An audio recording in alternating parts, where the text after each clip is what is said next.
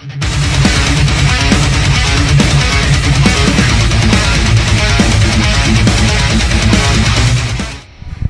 this is Corey from Trivium. You're watching vocalvictim.de. Collaboration with David Draymond kind of goes back to before In Waves came out.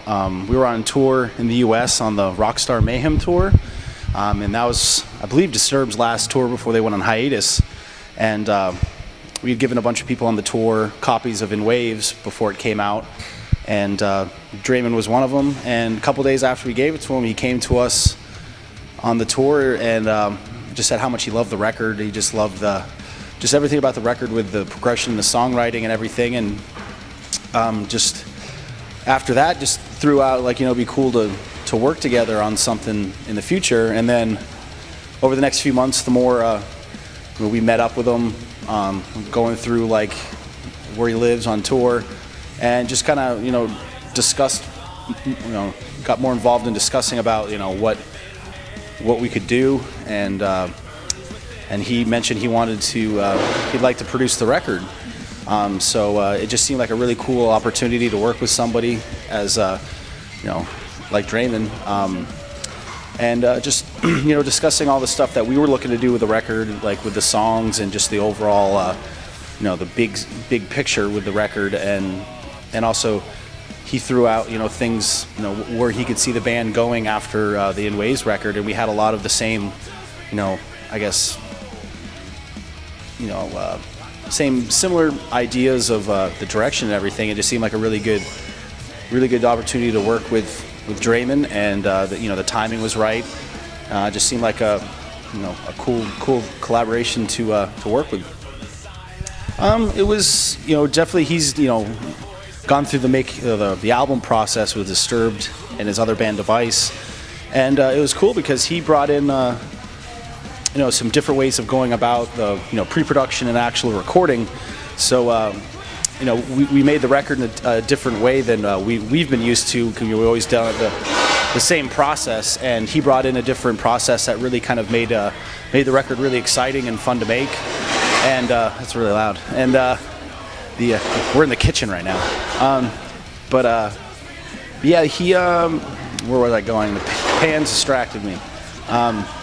Yeah, he's it's really fun to have someone that's been in our shoes, making records, and then he brought a lot of experience from his time making records, and also being a singer himself. He brought a lot to just like the I guess the vocal side of things, with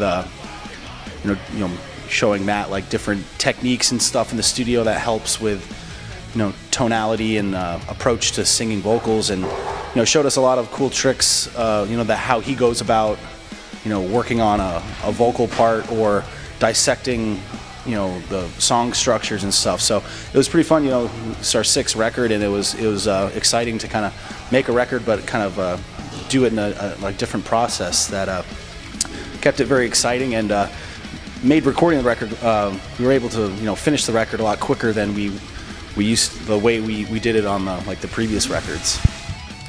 We had going into writing the record, we definitely had a more I guess plan as far as what kind of songs we were looking to write, what we were looking to focus on and kind of elaborate on. There's some stuff that we did on In Waves that was kind of a new thing for us. We were at that time writing music with a new drummer and having a different kind of dynamic with playing as a band and also writing, that we kind of started doing some more rhythmic, with the guitars and the drums kind of playing locked in together, that we kind of wanted to kind of dive into that a little bit more, kind of focus on more groove-oriented songs, and just kind of make really big songs. It was kind of like my thought was like trying to write songs that would sound really great playing like the Wacken Festival, like songs that would be able to just really sound big and weighty when you're playing in really big places. And a lot of the times if you're playing super fast, it gets lost in the air or whatever. So it was just really trying to make really like solid, fat, kind of big metal grooves, and really want to just take the vocal department and really, kind of make more hooks within the songs, and which, kind of left the screaming stuff more to the kind of a backup role, because Matt really wanted to, get more creative with, the vocals over different parts of the song and have more hooks and melodies than just say like, screaming and then having like a melodic chorus. It was wanted to kind of make, challenge ourselves to just kind of get more creative on the vocal side of things, and now Matt's kind of can step into that and like deliver really great on that side of things. Well, we always start with the music first, and then obviously you got to know what you're going to sing over.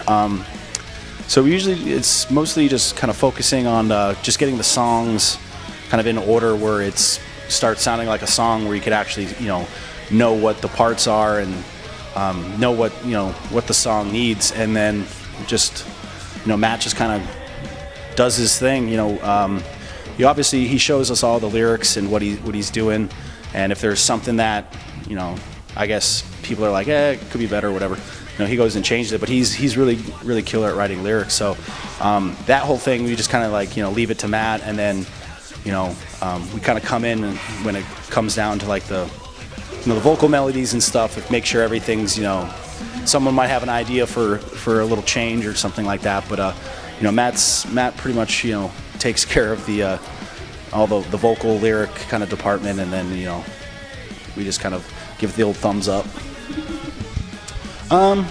Sometimes we have an idea that we're like, we'd really like to bring this band out, and then we tell our manager, and then if schedule wise, if it's able to happen, that's cool.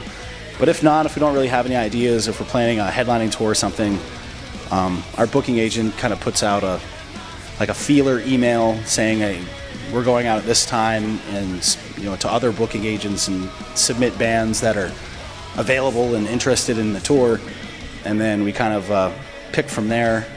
And usually our manager or booking agents and promoters usually chime in with bands that are like, got a good buzz, that would be good for the tour and everything like that. So we try to always bring up bands that we think are cool and our fans would really like. So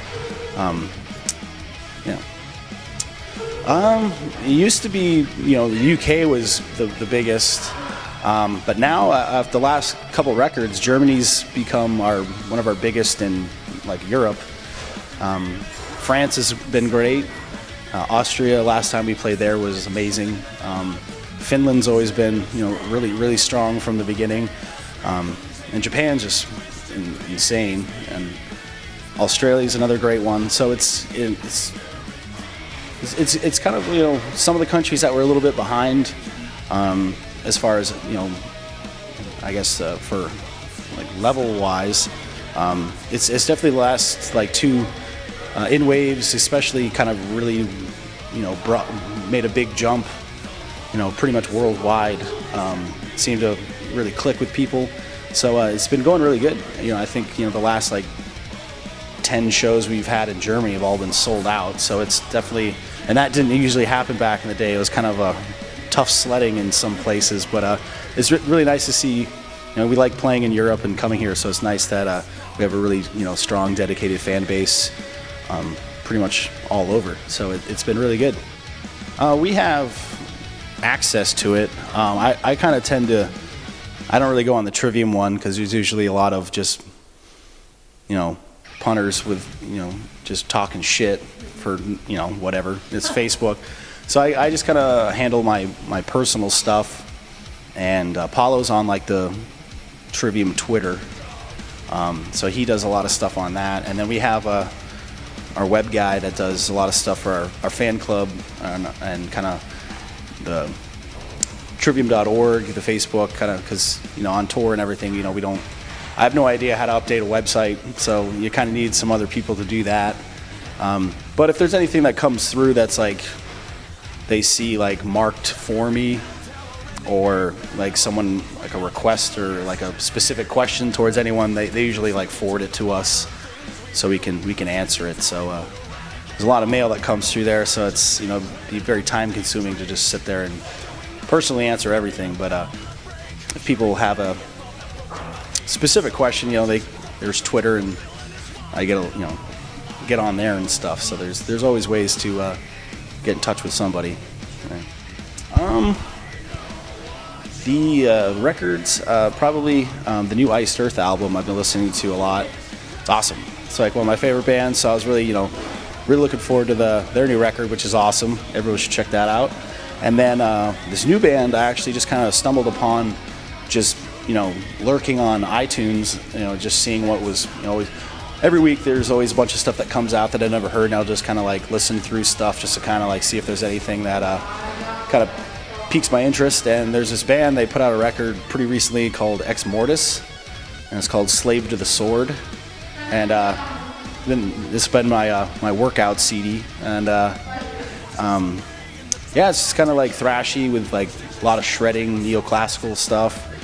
It's like battle lyrics, kind of.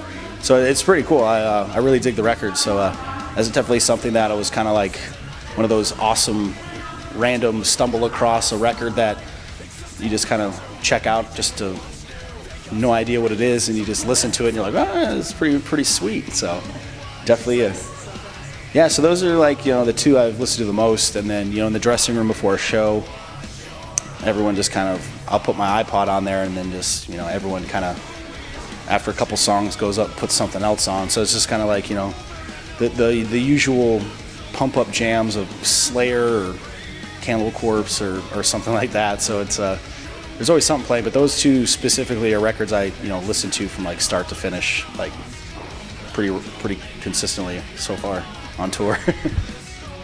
Definitely a guitar.